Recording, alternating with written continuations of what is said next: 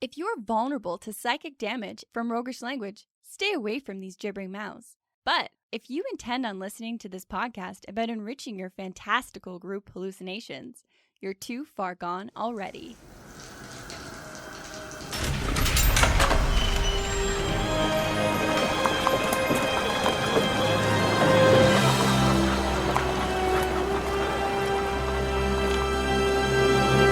Your next game will have a rich and troubled past. And here's why. In this episode, we're finding some answers to how do you build a character based on a background, not a class. What you say? You can't do that. I do what I want. How do you tie a character together with a consistent theme? And how do you avoid writing a novel as a backstory that gets completely forgotten? Welcome to the Hook and Chance podcast. I'm Jordan. And I'm his brother Travis. So, yes, today we're talking about character backstories, how to make them good. I got one. You have a good backstory? Yeah. Like you as a person or you as a character? Here's my character. Okay. Monster hunting bounty hunter that never takes off his helmet but has white hair underneath it. Oh. Okay, it sounds like you just mashed two popular characters that are currently... Yeah. Yeah. I'm high on The Mandalorian and The Witcher right now. I'm sorry. Yeah, I think we're both flying high on that business right there. And what great characters with great backstories. Indeed. Yeah, actually tie into their characters. Now, I wonder if that was by mistake that lead to that. You don't think it was just a random smattering? No, I think they definitely choose to. Well, if some of the other series on Netflix are any indication, they just huck darts at a board that has story plot ideas. Yeah. But I guess sometimes you get them right. It's unique. You remember your first backstory? I do. It was painful. Let's forget about that. Let's move on. No, I think everybody's done this at some point. At least I hope so I don't feel so alone in this. But when I first started playing, I remember writing out a 4-pager. And not like 4-pager with big pencil crayons. I'm talking like 8-point font. Front and back 4-pager. It was obscene. And my DM asked for a backstory, and this is what I turned in. Yeah. And it's like the equivalent of asking for a drink of water and getting a tsunami. Oh, nice. Like, it was so overkill. There was mountains of lore in there. And I mean, it was kind of a creative writing exercise. It was fun in that regard. Yeah, that's true. But was it going to help my character? There wasn't much of a through line. It was just like... Well, no, I think there Details? was some good lore there. I had a lot of fun writing it, but in terms of what would eventually work its way into the game, Yeah. like none, less than none. In fact, I think it worked against the game Yeah. to have that much lore, and so you can absolutely get yourself into that crazy ass trap. Then the other way to approach a character that some people do is no backstory whatsoever. And that's great if you're just trying to figure out if it's a game you're going to like. But I think there's a way to meet in the middle. Sure, I don't think you need to put in a lot of work, No. but you might think you have to if you want a really rich and fun and vibrant character. And so, yeah, like you say, where is that middle ground? I don't know. Well, in kind of thinking about this and looking at some ideas and articles, the core concept for this episode came from seeing a book referenced as a good storytelling tool, Save the Cat by Blake Snyder. It's a book about screenwriting, and it talks about story beats, and the first handful of beats inspired us to think about applying them to character backstories. The really interesting thing is that, I don't know, like when I build a character, when I used to build a character, I always started with like, well, shit, what race do I want to play? What class do I want to play? Yeah. And those are all well and good. And I think that they're great ways to start building characters. But if you're trying to build a story-driven character, one that you really want to see grow and change and be dynamic and interesting and have people at the table go, when something happens to your character that had a real relevance as far as the story goes, you got to put a little bit of a different take on it. You have to start from a different place. And so in that regard, starting from a background is actually a really smart way to go because you haven't considered your class or your race yet and all of the bonuses that those give. You haven't kind of tied yourself to the stereotypes of fantasy character tropes yet. Yeah, exactly. Because as soon as you take into account a rogue, you start getting flooded with all these ideas of what a rogue is. Yeah. Or you start with a sorcerer. You're like, okay, they have to be intelligent and this and that. But that's not necessarily true. And you can end up creating yourself a real, just kind of a canned character if you don't kind of take into account how to work from a background, from a story perspective forward. Okay, so we're going to do that today in the strategy stateroom.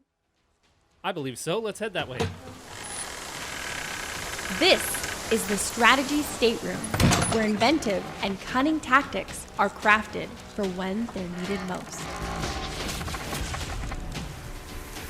All right, so we built a bit of a method to this madness that is building a character from a background. And we're going to go into detail in each one of these steps, but just to kind of give you the overview, we're going to start with number 1, choosing a background. Number 2, picking your theme. Number 3, state the status quo. Number 4, create the kickoff. Number 5 is resist destiny. And number 6 is your call to adventure, where your campaign begins. Where you meet your friends and go on your jolly way. So let's kind of dive into detail on this backstory structure and how does this all work. So choosing your background is pretty simple. You just flip to that middle section of the player's handbook. Yeah, and you choose... skip all the stuff about building characters at the very beginning. Yeah. Who needs it? Skip to the middle of the book where the good stuff is. And you just kind of like choose one that speaks to you with nothing else involved yet. Or if you're like us, you hop on Discord and let those people choose for you. So we're going to actually do this with a couple of characters here at the end. But just as we kind of go through this, we're going to, just talk about the core to each one of these steps. So the next step is pick your theme. And it can be a simple theme, just like a single word that kind of runs through your character and informs their story as well. And this is, I think, the most important step to this, as far as a storytelling perspective, to this entire system, is picking a theme that you personally really find compelling. Do you find revenge stories the best? Do you find redemption stories most satisfying? Like, what do you as a person and as a player at the table really want to play out? It'll inform the arc that your character goes on and kind of what they learn at the end of the story and how they transform. As an example, if we were to just look at a couple of great stories from recent popular culture. Witcher!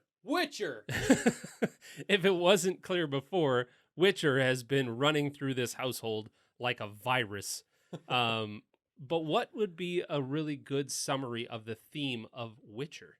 Well, you could simply put it as humans are monstrous. Yeah. No spoilers of The Witcher. Go watch it. It's pretty freaking good.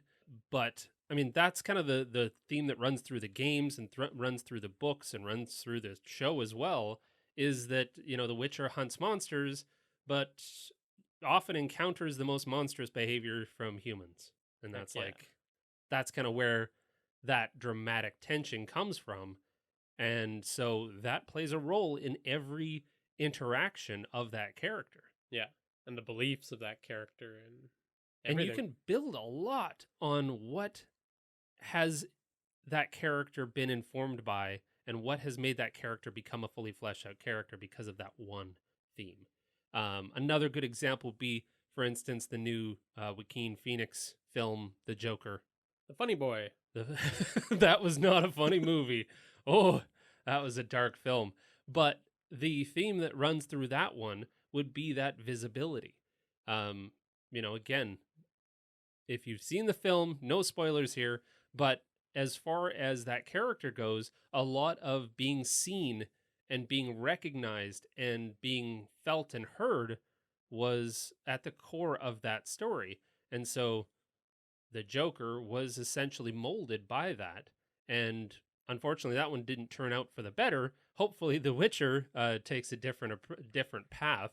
But, that visibility ended up corrupting that character of the Joker, whereas hopefully The Witcher grows from that. You said no spoilers. I was hoping Joker would become a superhero. Yes, he definitely does in the end. Spoiler alert. The Joker ends with the Joker saving a woman falling from the Daily Planet, and then he flips off Superman as he flies by. And then he gets trapped in a chemical explosion that gives him all the superpowers. Flight speed. Are we doing an Elseworlds version of...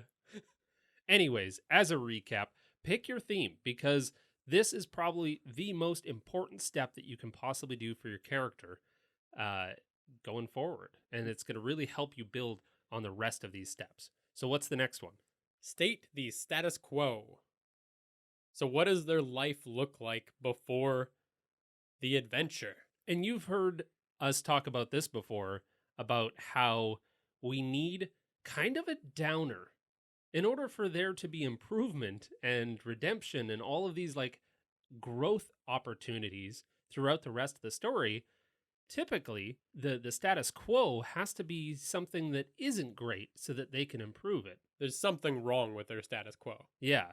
If you were in the Garden of Eden and everything is super chill and everyone's happy and there's no injustice in the world anywhere, well, then there's nothing to fix. There's no dramatic tension. Yeah, you need to. It's relaxing to watch. I would love to play a game in that where everyone just kind of sits around and eats apples and all downtime activities. Oops, all downtime. No, thank you. So the status quo, you're going to want some kind of counterpoint to the initial theme, and it can often be deeply informed by the theme. So what is that status quo? What's the next one? Create the kickoff. This is where the action begins. Well, not necessarily action. Never mind, scratch that. But just something that makes the character think differently or puts them into a new world of some sort. Yeah, so that inciting incident, like for instance, a good example would be when Ben Kenobi hands Luke the lightsaber. It says this could be that possibility. And then, of course, finds out his uncle and aunt are dead, and he's like, oh, well, I've got nothing. That's the kickoff. You need to rise to the occasion, and this is that big inciting incident. We've discovered Ben Kenobi, and he says, my dad used to be a Jedi. Holy shit. So it's a bit of an upper. The kickoff is meant to be maybe not uplifting, but exciting. And like, whoa, something big happened. Could be different. This is usually like in character backstories like the uncle betrayed me or my parents abandoned me. I don't know. But it's that bit of excitement in the character's fairly humdrum status quo life. An old stranger gave me a magic sword. Ooh. Old Ben Kenobi. Oh. I got it. Also, when you said that, I was thinking Frodo. Ah, yes. And an old stranger gave me a magic sword. Yeah, he's old. So the next one is resist destiny. So this is meant to be a little bit of a downer. The character could very easily slip into not really giving a shit. Just into the life they've always known. You always have that, as a character, you always have that opportunity to say no or to say yes and rise to the occasion. And it's the heroic that rise to the occasion. So there has to be an opportunity to not do that. Right. It's not necessarily they have to be a hero. It's, should I become the hero? Should I trust old Ben Kenobi? And I think this one can be played with a little bit. Hear me out on this one. But this is how you make the reluctant hero. I think kind of like Corbin Dallas from The Fifth Element. Yeah. Nice. Where he's just going along for the ride. He's very ambivalent about the entire thing. He's kind of begrudging of everyone's throwing shit at him. Yeah. And he's only doing it for trying to be closer to Lilu. What a selfish hero. But he's got a motivation. He's got a reason to step outside the norm. And the final one? Finally, they have to hear that call to adventure and answer it. which puts them on track with their adventuring party, their band of best friends, so that they can happily conquer the evils that threaten the lands. What adds more gravity to this call to adventure is the inability to go back to the status quo. Of like, once you make this decision, You can't, yeah. this is it for life. Yeah. Like, you're in it. And that can always add a lot of gravity and a lot of fun to that. But this, right after this, immediately after this, is where the campaign begins. So Don't- your character backstory needs not be any more complex than this. Don't add adventures in on Don't- your way to the campaign. You've heard us say that before, too. Don't make the most interesting stuff that ever happened to your character happen in your backstory. And that's exactly what you're talking about there. Yeah. Which is like, yeah, they didn't kill the dragon yet. That comes later. They didn't save the town. No, they were just fairly monotonous in whatever it was that they were currently doing, whatever that status quo was. So, like we promised, we're going to go through a couple of examples. We asked the folks on our Discord which backgrounds we should base our characters on. And so we're going to try and build out a couple of characters that follow this process, this method. To see if it actually works. We're just a couple of bozos. I like that we're testing this on the podcast. No, we're not No, testing no, it on no, the no. podcast. So thanks, Leprechaun, for giving us these two backgrounds. Yes. So you have, what was your background? What did you get? Far traveler, I come from distant lands. Few have even heard of my home. Got different customs. I'm looked at wherever I go. You're weird. We get it. Yes. Well, that background's actually heavily used for that, like, I'm just different and yeah, I'm mysterious. And it doesn't always have a lot more gravity to it. So let's see if we can add a little bit more interest. And I think an interesting note to make is that it's easy to fall into the thought that I'm going to play a character that's so different that they're not even like thinking like a person. Yeah. But you do still have to have those motivations and desires and fears that make a character interesting and relatable. Relatable. That's the key word there. Okay, so now if we take that background, apply a theme. So what was your theme? So I went with the power of communication because that is kind of something that I think about a lot. Like most of the problems of the world come from people just not taking the time to properly communicate what they want. So you picked a theme that was important to you. Yeah. Well, it seems like a fine theme. Hey, thanks. How did this affect your status quo? Well, and I can come up with the details later, but the basics of my status quo are that my character comes from a small community that lived without many resources due to their misunderstanding of other cultures and a fear of trade. Oh, interesting. So they were kind of xenophobic. In a sense, just against outsiders almost. Like maybe something happened to them in their history that formed the way that their society built itself. And it is not a flourishing society due to this, but... I see. So they built up walls and kept everyone else out in order to protect themselves, but then they suffered because of it. Yeah, they've always struggled. So how does that create a kickoff in your character? Well, I was thinking something that would happen to the community is they decide to take the aggressive stance against another settlement. But Interesting. they, due to their lack of knowledge of this other settlement, they're wildly unprepared. It doesn't go well for them. The other community defends themselves. They don't even retaliate, but this leaves my character's home on the edge of extinction after they've used their resources trying to get more for themselves. So it's like a desperate attempt Yeah. to just like level off, but they failed in doing so. And so my characters found a single book from another language that tells of two kingdoms that were attached to each other and strengthened by each other. It's in a different language that nobody in their community spoke, so they've spent their whole lives translating it, Ooh.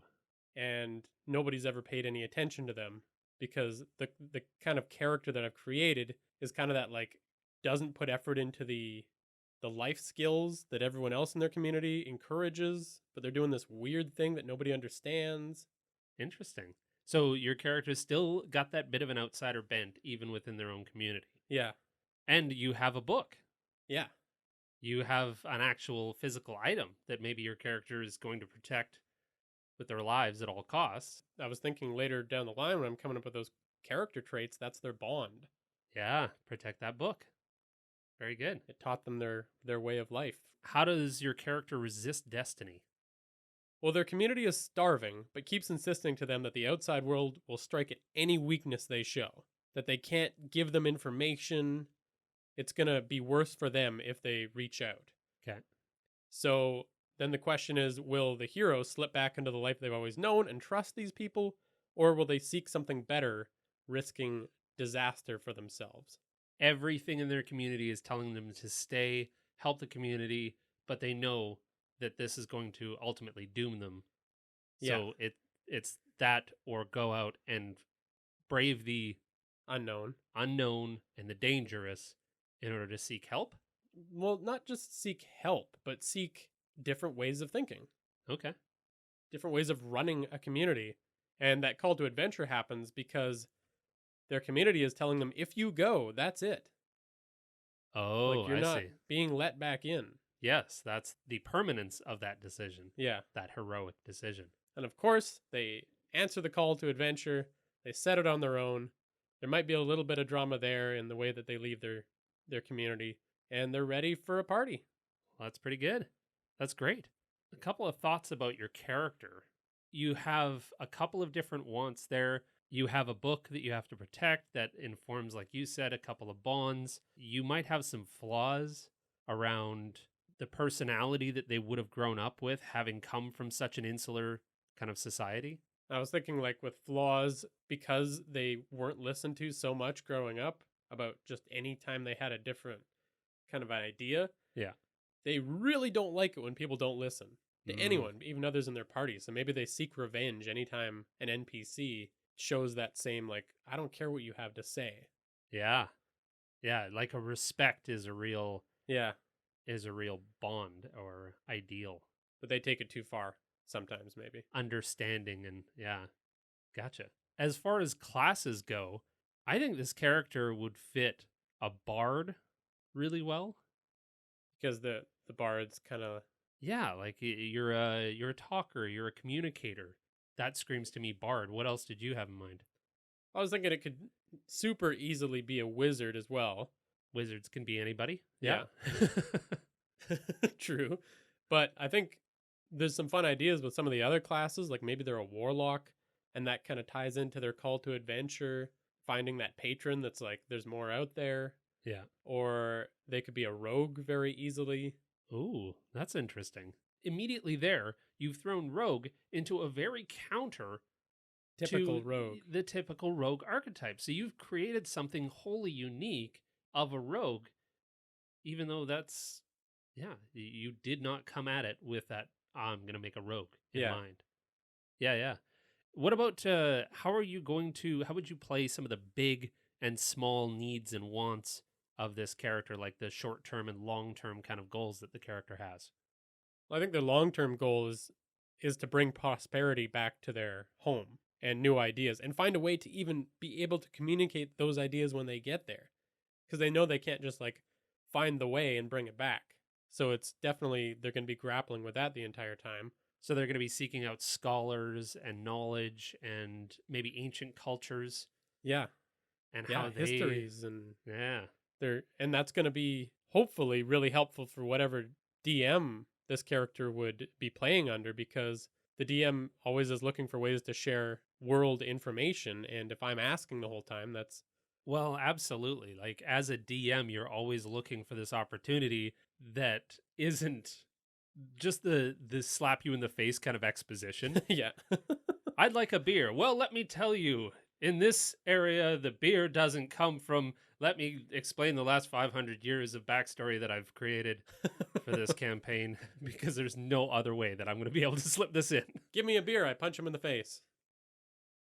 That's a typical player response. Oh. Yes. Yeah, and then I never get to share all of my history that I've created.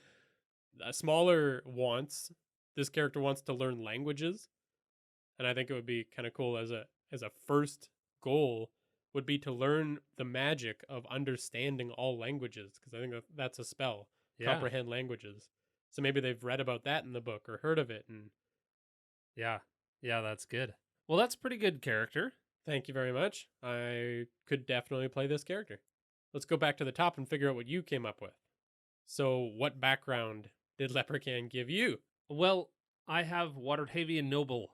I think you could probably, just to make this agnostic to any system, I mean, you could just be a noble.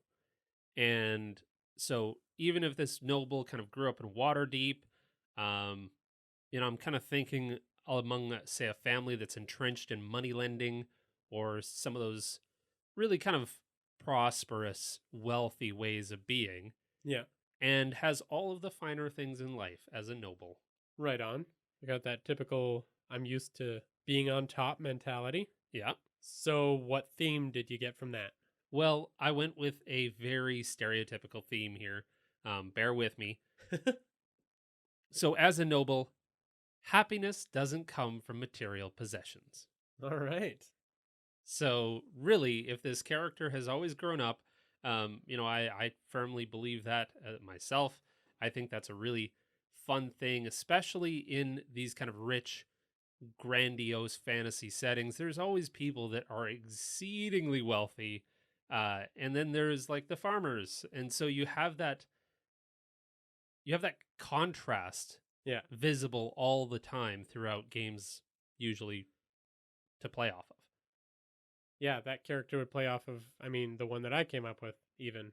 Oh, totally. Not that they're super poor, but there's just a lot of differing backgrounds there. Okay, so there's status quo. As a noble, they are, I'm kind of thinking like kind of a spoiled kid, took for granted a lot of the things that they had, unhappy, rude, kind of pissy. Like, again, this is supposed to be a bit of a downer. Your character needs to grow from somewhere. So, yeah, that's kind of what I'm thinking is that like my noble is very wealthy and given everything they want and has anything they want at a moment's notice. Think like the rich kid with the summer home is like, "Daddy, I want a sailboat." And so, yeah, you kind of get the gist. A lot of humor comes from that in gameplay. Oh yeah, you can really play up that character. Yeah. Okay, and so they're sitting on high in their comfortable lives. What kicks them off? Well, the kickoff comes when the family is found out for embezzlement and locked up. So parents, kid becomes a ward of the state or something like that. Oh, okay.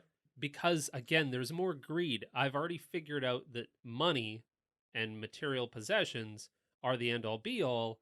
I'm thinking already that theme has informed how I'm going to structure this kickoff.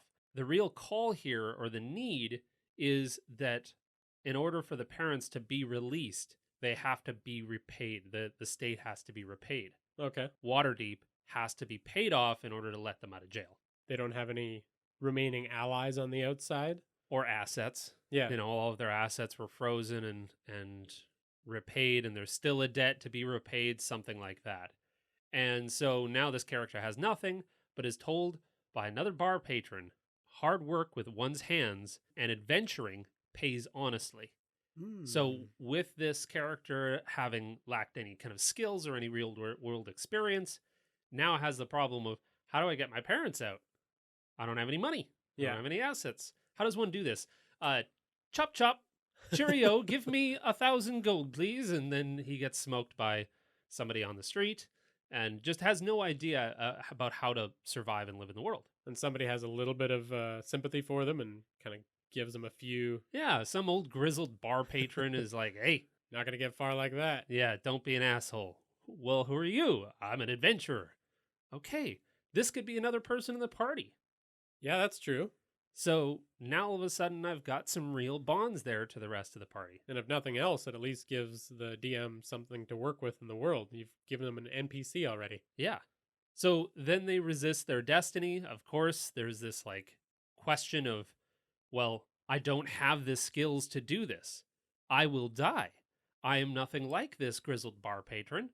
I have no calluses. I have no skills to work off of. So, but you can play the harp and sculpt, perhaps. Maybe. Some of those finer things. I can sail a boat like nobody's business. Yeah, so maybe this is that opportunity where that bar patron then says, come with me. I need an extra pair of hands. Let's go. We have this quest to go and recover this artifact. It pays this much money. Wow. Well, that's a pittance, but it's the only way that I can make this money in order to, It's all I've got yeah. to get started. So that's the opportunity. You could resist, or you could go and honor the call to adventure. And What does resistance look like at that point? Because they've already had to give up their status quo. But what does resistance look like if the hero didn't answer the call? Well, I would imagine they could just stay a ward of the state, live in Waterdeep, not risk life and limb, Just kind of scrape by. just kind of scrape by. Yeah. Or, in that main theme, I want to be rich again. I want to be successful. I want to own everything. But maybe that's the lesson that they get to learn along the way with the help of their adventuring party when they heed the call to adventure and sign up with an adventuring group to make money and get their family out of prison. Well, cool. Yeah. That's got some meat to it. Well, and I still don't have an idea for a class. I was thinking it might be really fun at this point, now that I have my theme and I have all of these details. What is counter to all of that? It'd have to be like a bard or a sorcerer, maybe, like something where they're not actually doing the work to get their power. Yes. So counter to that would be a fighter. Yeah. Somebody who has to get their hands dirty, who doesn't have any of those other skills to rely on. Oh, okay. So it's almost they're begrudgingly having to go down this path Yeah. and get the skills, otherwise they'll die. And I would play this character as constantly trying to fight against the behavior that they grew up with, like cheating and greed and all of those things that they saw constantly.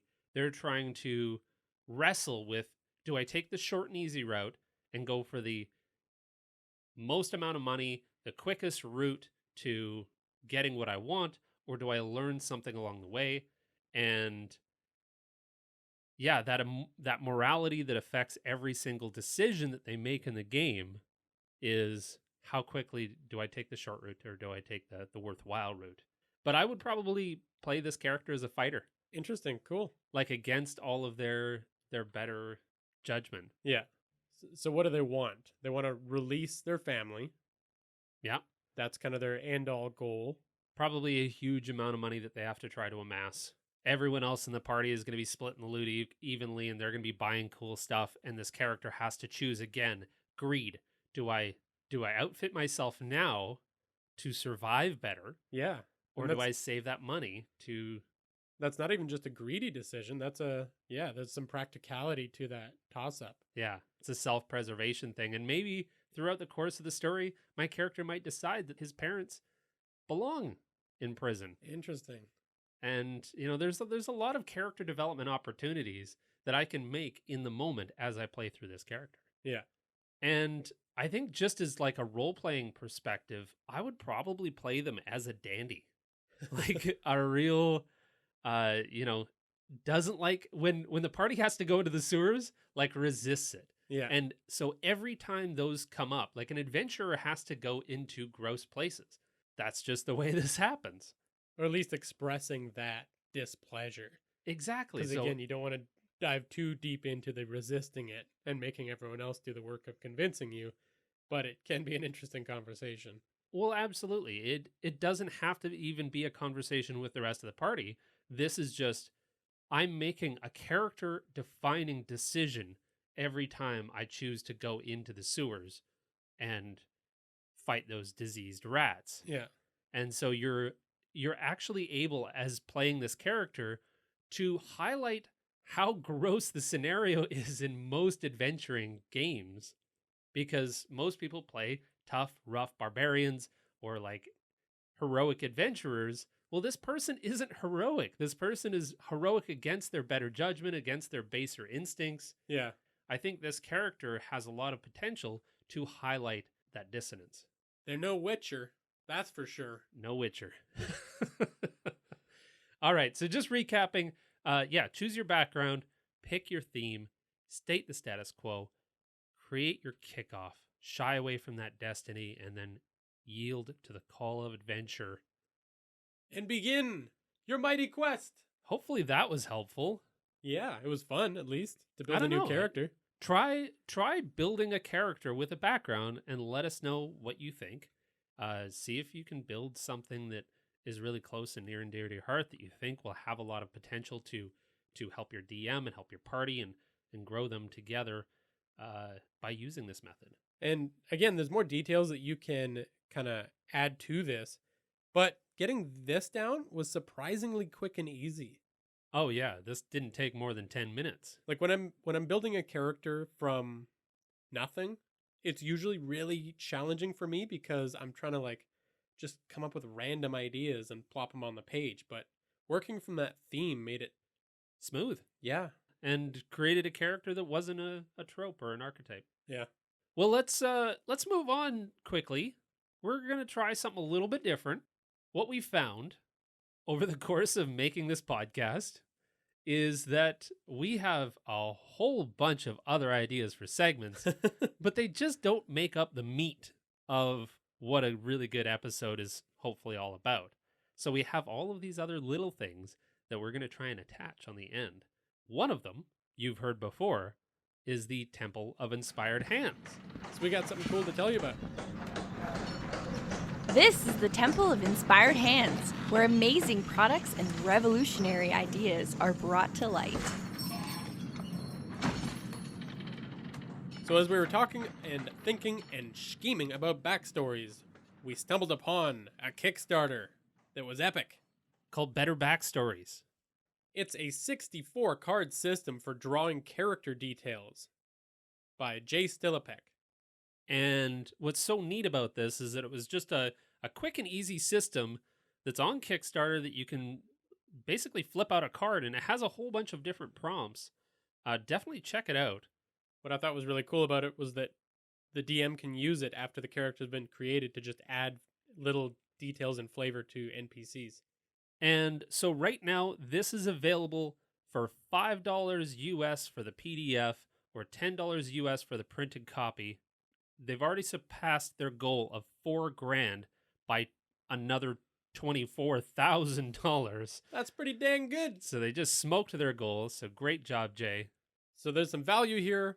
Hurry your ass up because as of this morning, you will have 6 hours or something like that to pledge if you listen to this episode as it's released. If not, I'm sure the product will be available in the future. Yeah, that's the real pain in the ass about, we want to do Temple of Inspired Hands. We want to highlight some really cool products and things that people are creating out there.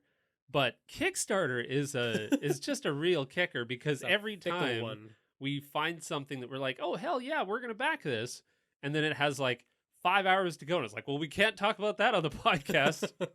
So keep good your luck. Mouth shut. Get on there. Just throw $5 that way and just download the PDF. So hopefully you can catch that in time. If not, maybe it'll be right into it. That's real nice. This is just a taunt segment. Well, that about does it for us. Thank you very much for listening. We sure appreciate the support. We got some really nice messages on Facebook the other day. We'll get one of those a month or so, and they're so heartwarming. They feel so good. I eat them up like candy. Just to know that we're actually helping. Yeah, we just want stuff to resonate, inspire a little bit, entertain a little bit. And so we just really enjoy the support. Anyways, thanks to Tabletop Audio for the sound effects that you heard in this episode. You can follow us on the social medias at Hook and Chance, Twitter, Facebook, Instagram, Discord, Reddit. Thanks for listening and play great games. Yeah! Your Witcher obsession is getting a little much. We can go play.